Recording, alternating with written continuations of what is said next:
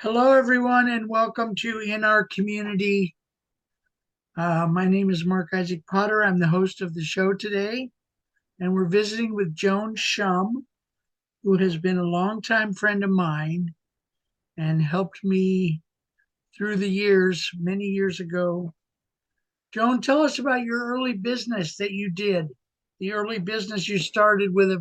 There was a famous person was your client. The famous person that was my client. Yeah. Tell us about your business too. Yeah, well, it started before I met you. We met at Stanford University Yeah. in 1980. And this famous person went back about 10 years. I had, actually, the late 60s, I worked for Ampex Corporation. Okay. They're the ones that invented the video for TV. Before that, you all TV was live and you couldn't record it. Okay. And so anyway, I worked for them and I was a typist along with many others. Okay. And one day we're all typing clickety clack on our typewriters, and the typewriters stopped. And I was new, so I didn't know why they stopped. Oh my And they gosh. all turned around and looked, and there was this most handsome man that I had ever seen. Dark hair, olive complexion, beautiful smile, young man. And I found out that he was Charles Black, and he was going to see our buyer, Charles Black. And after that, he went through there all the time. Well, anyway, go fast forward to about 5 or 6 years later, I decided to start my own business. Okay. Uh, I called it Instant Girl Friday. That's what it Okay. said. That's what it said in the yellow pages. Very good. Remember the yellow pages? Oh, I remember. Don't worry. And they were very popular then. And so anyway, one day I got a phone call from a man who said he had a speech that he needed to have typed for his wife, and she was flying out in 4 hours. Would I be able to do it? And Yeah. this was before real computers and things. This was typewriters, Yeah. the Yeah. Yeah. hand and peck typewriters. Yes, we So understand. so he had a yellow tablet, and he wanted me to type it on the typewriter for his wife. I said, Okay. sure, I could do it. So he came over, and when he opened the door, I almost fainted. I said, Mr. Black. And I think he almost fainted because he couldn't figure out how I knew who he was. And I explained to Yeah. him I worked at Ampex and so forth and so on. So Okay. he had me, he had, when I looked at the yellow tablet, I realized this was Charles Black, the husband of Shirley Temple Black. Oh my gosh. And that started a 4 year business with him. I mostly met him. Shirley Temple came a few times, but it was mostly him. And Yeah. what I saw about him was he was the most supportive husband Okay. for his Okay. wife. You Okay. couldn't say anything wrong about her, boy. He would let you know. And he was a wealthy man in his own right. But Okay. anyways, so that was my. I could tell you many stories, but that was my story of how I met Shirley Temple Black, and she and her husband. I did work for his business too. We did that for about 4 years until I closed my business. Okay. So tell us one of the stories that involves Shirley Temple Black. You said you had a lot of Well, stories. yeah, Tell us well, one. there's a couple We, stories, our but audience is craving to hear this. yes, well, anyway, this will perk your curiosity. My neighbors had never seen Shirley Temple, although I told them about it all the time. And he said, "Oh yeah, yeah, Shirley Temple."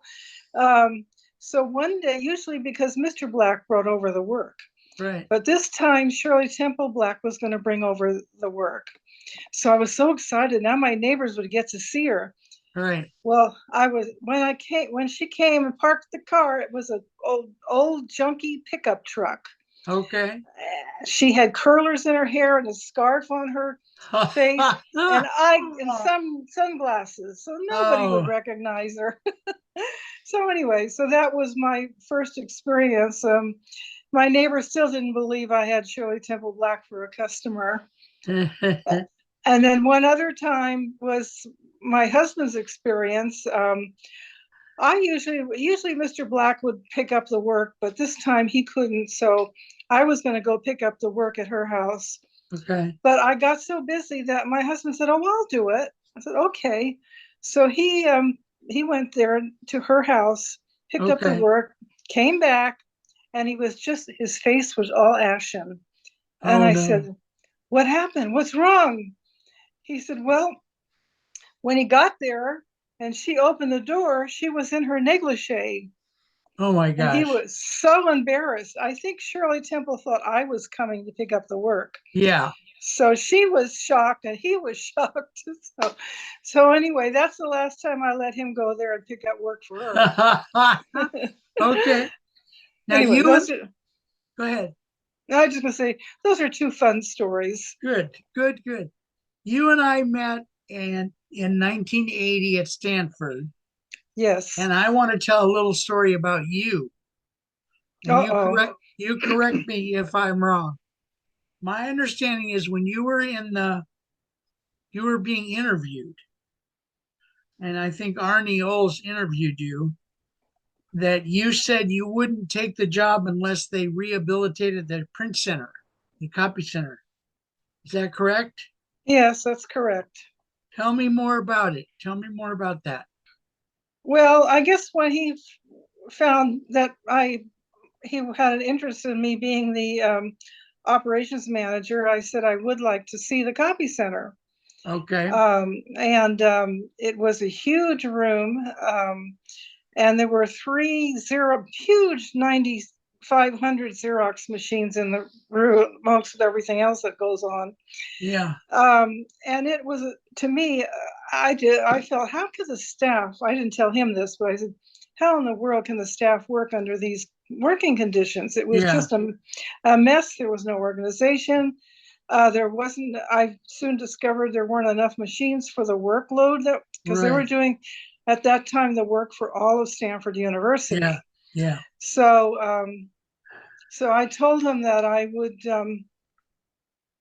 he offered me the job, and I said I'd be willing to, I would love to take it if we can upgrade and modernize the copy center.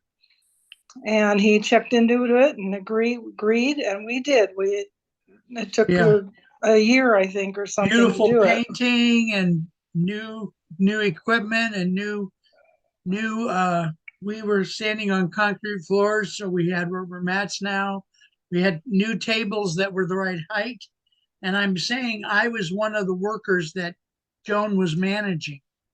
I was a And worker. we I had was a worker. soundproof. We also Yeah. soundproofed the ceiling. Soundproofing. Yeah. Yeah. Yeah. And I remember the time that we copied 1 million copies in a month. Do you remember that? Yeah. Mm-hmm. That was really cool. I think Arnie came down and said congratulations to us because we ran 1 million copies on 3 shifts. We were running through 2 and 2/3 pallets of paper every 24 hours, something like that. Because we got Lots our of paper in paper. big Yeah. pallets. Yeah. Right. Yeah. So how long were you at the Stanford and you got another promotion, right? Well, I worked at Stanford for 8 years. Okay. I moved up. I don't know if it's up, but I moved on to the mail operations, which was Okay. also a disaster at that time. Okay. But we upgraded and fixed that place up. So it took 4 days for the mail to get delivered. It now took 24 hours. Good. So Good. all it Good. does is take, good equipment. Well, You already, your skill as a manager, Joan. well, yeah, it takes someone who knows what to do to make it like Yeah. that. Yeah. Yeah. And but you need a good staff, and they went along. I won't say they were too excited about it in the beginning, but they Yeah. eventually warmed up to it. Especially that was the Okay. era when women weren't really accepted as in management.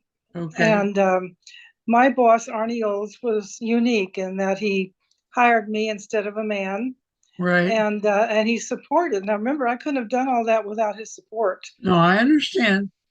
he supported it all the way up to the Yeah. top to get the copy center upgraded. Okay, now I'm going to tell a story about Arnie. Okay. Okay, so I worked all the different shifts, and I was kind of like when I was on day shift, I was kind of like the assistant manager of the day shift, but I didn't always work all day shift. Sometimes I worked the graveyard shift, which we called the owl shift. And one night I was working the graveyard shift and I went to sleep on one of the tables and I didn't wake up for like 3 or 4 hours. And I knew that I was really in trouble because I wasn't getting the work done. So I called Arnie on the phone at 3:30 in the morning. And I said, Arnie, I made a big mistake. I fell asleep on the tables. And he said, come over and have a cup of coffee. So I went over there, or he came and got me or something. We went over to had tea and we talked for about an hour.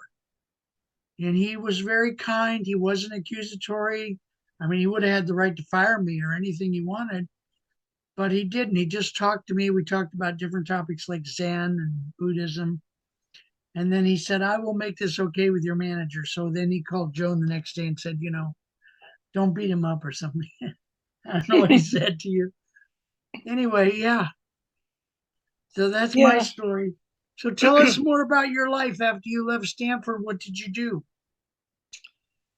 Oh my gosh. Just take it one I, step at a time, honey. okay, one step at a time was I moved on to UC Berkeley to their mail operations, which was Okay. much bigger than Stanford's. Okay. And I did make some improvements there, but I did find the staff, it was pretty political. Yeah. And I found it difficult to work under those conditions. So I left after a couple of years. Okay. But I did leave them with the one thing they wouldn't let me do then. I did leave them with a whole booklet of the things they need to do to improve their Okay. operation, like I All did at right. Stanford. Very And nice. I got a phone call about, several months later from some fellow who was a consultant. Apparently, UC Berkeley had hired him, and he's got my manual, and he said, I'm going to use a lot of your ideas that are in this manual. He thought it was great. Oh, So that made good. me feel good. Very good. Very nice. Yeah. And then, gosh, after that, I'd only stayed there for about 2 years. Okay. I just couldn't handle the political part of it. Pressure. Yeah. Yeah. And then remember, this is Silicon Valley. In the 70s, the 80s, and the 90s was its heyday. Yeah. And I decided to work as a temporary for a year or two, so I could just go around to work in these different companies. So I got to work Yeah. in a lot of um, upstarts or whatever you call them, Okay. startups, Yeah. and it was really fun. And one of them, and I can't remember the name of it, but they did the Jurassic Park movie, the first Okay. movie. Okay. And remember the animation and everything, except for Disney, I mean, it really wasn't that great yet.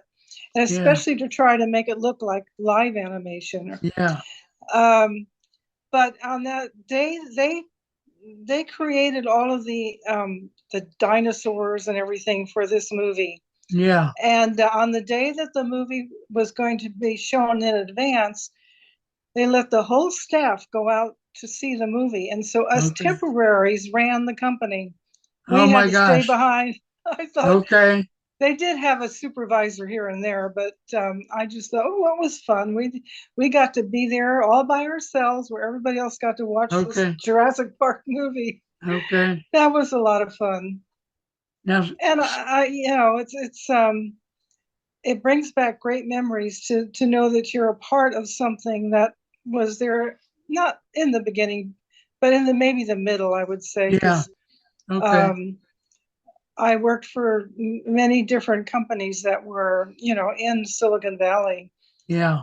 And I think while I was a temporary, I ended up working as a temporary for Nikon Research Corporation of America, NRCA.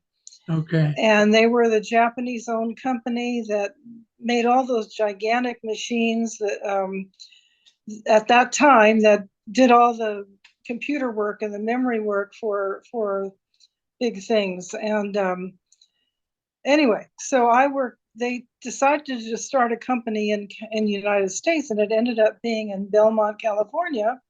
Okay. And I was working there as a temp, and after a year, they asked me if I'd like to work as full-time employee. So I did. It was a nice company.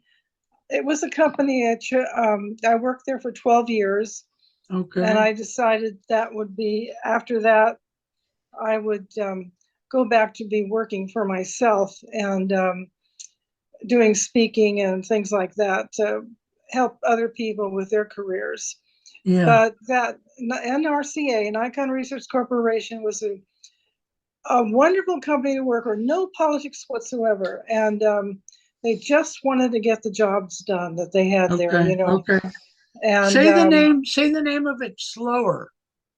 Nikon, Nikon, you still see the Nikon Oh, cameras? Nikon. Okay, I didn't understand that. But this was not the Nikon camera division. This was the research. They did all the Okay. Okay. Nikon. creating the new equipment and machines Okay. for the electronics part of the companies. Okay.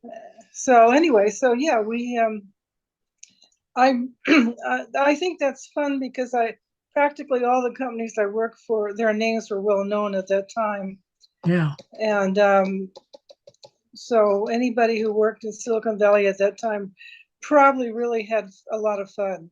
Oh, and Yeah. they had always had parties or luncheon parties, you know, things like Very that. nice. In fact, I some of like them it. even offered beer at lunchtime. I was surprised. I thought, gee, that they would offer alcoholic beverages. Well, that lasted till maybe uh, the 1990s, and then I noticed everybody must have gotten the message: don't do that, don't do that Yeah. anymore. Yeah.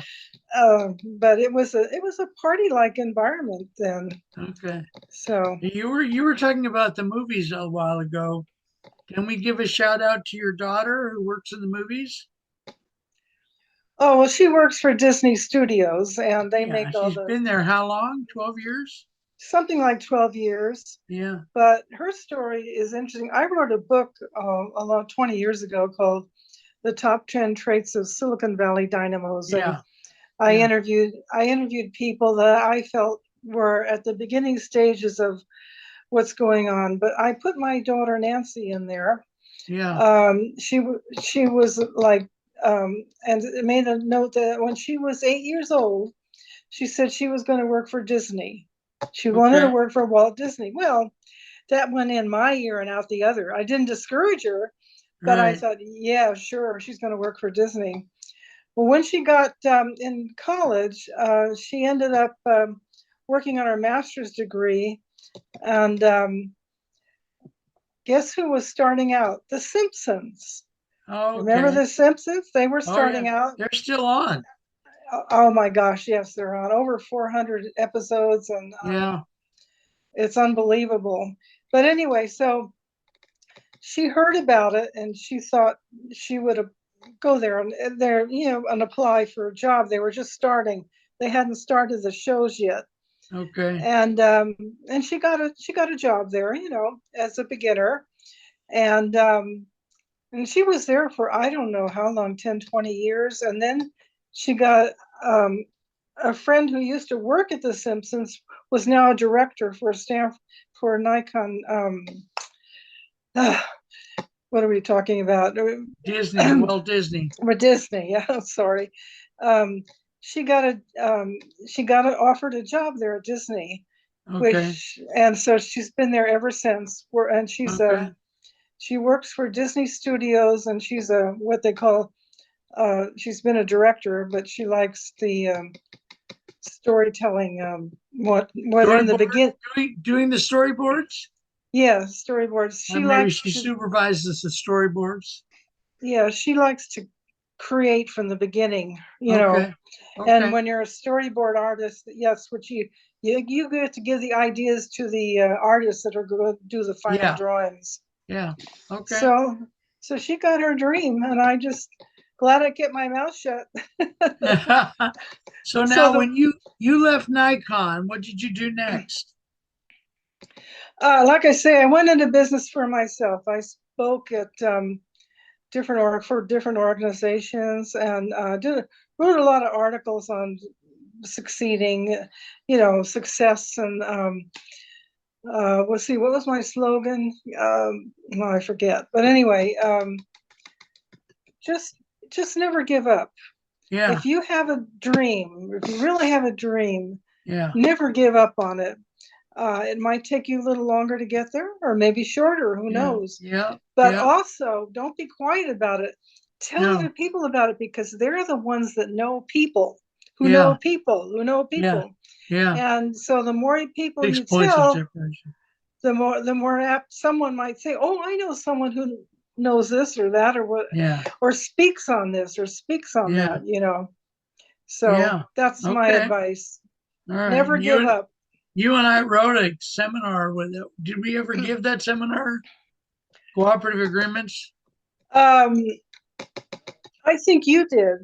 We Okay. wrote a book together, but I think you Okay. did give it once. Yeah. Um, and it's kind of hard when you're in different areas, Yeah. Yeah. to work together. But we Yeah. did it. We worked Yeah. together, and we wrote some And articles and we stuff. were both in Toastmasters at the same time, right? Yes, yes, we were Different both in clubs, but Toastmasters. I was in 5 clubs and you were in a bunch of clubs. Yeah. Yeah, Toastmasters is a good place to Really helps people learn how help to do public improve speaking. your skills Yeah. and get some ideas. Yeah, Anybody who absolutely. wants to speak or has to speak should belong to Toastmasters. Now, what did you Yeah. do after you did your business? When did you move down to Southern California? I moved down about 12 years ago. Okay. And since then, I haven't done anything. I've just mostly written articles, I got a lot of articles published when I first moved down here, but I'm retired, so Okay. I'm not working too hard anymore. Okay. Good. Okay. Hmm. All right. Well, what other things do you want to tell new people? You like to encourage people who are starting out. What would you tell someone just starting out today? Yeah, it reminds me just to never give up. It reminds me of a story I used to write about.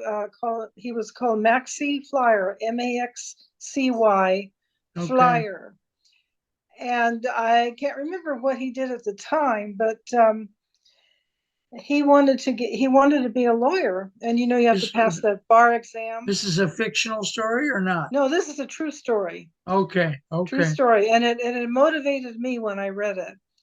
Um, but he had to pass the bar exam, Okay. and he kept on flunking the exam.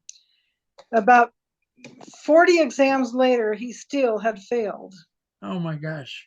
and he never gave up. He never gave up, and so I think it was 2 years after that he finally passed the exam after 42 exams. Wow. And I don't know if that's 42 years or how Yeah. many times you can take the exam in a year, but he never gave up. And his son was the one that wrote articles about him because he was so proud of his father, Okay. passing this. And so I tell you, if you really, really, really want to do something bad enough and you have a dream, Yeah. never give up. Okay. Just That's remember beautiful. Maxi. Just remember Maxi Filer. Okay. Okay. All right. We have a Okay. little bit of time left, but not too much. We have maybe two to 3 minutes. I'm trying to think of stories I can tell about you. I heard a rumor that a few years ago you met someone that you really liked. I did. Yeah, tell us Yeah. about that. Well, I met him at my church, Okay. and he had meetings. I'm a senior, so we had a senior meeting. And before the meeting, he came up to me. I didn't know him personally, but I knew Okay. of him. He was a retired pastor that of our church. Okay. So I said, he says, I'd like to talk to you after the meeting is over. Can I meet you out in the parking lot? I said, okay. I thought he wanted me to speak or do something. To Yeah. make a long story short, he wanted to go out with me. Okay. And I said, yes. I mean, this Okay. man, it was a pastor. I mean, he was influential in his persuasions, and I Yeah. didn't take much Yeah. for me. I said yes. And we actually probably got married about a month later. No kidding.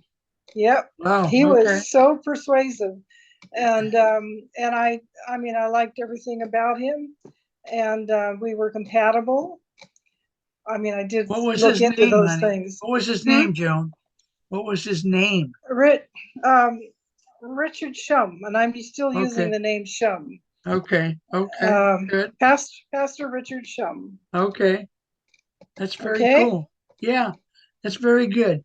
Okay, we're going to end our show. I just want to say at the end of the show here that Joan has done an awful lot for me through my entire life. When we both worked at Stanford, she encouraged me to write a seminar about the machinery because I was interested in the way the machinery ran because I ran the machines.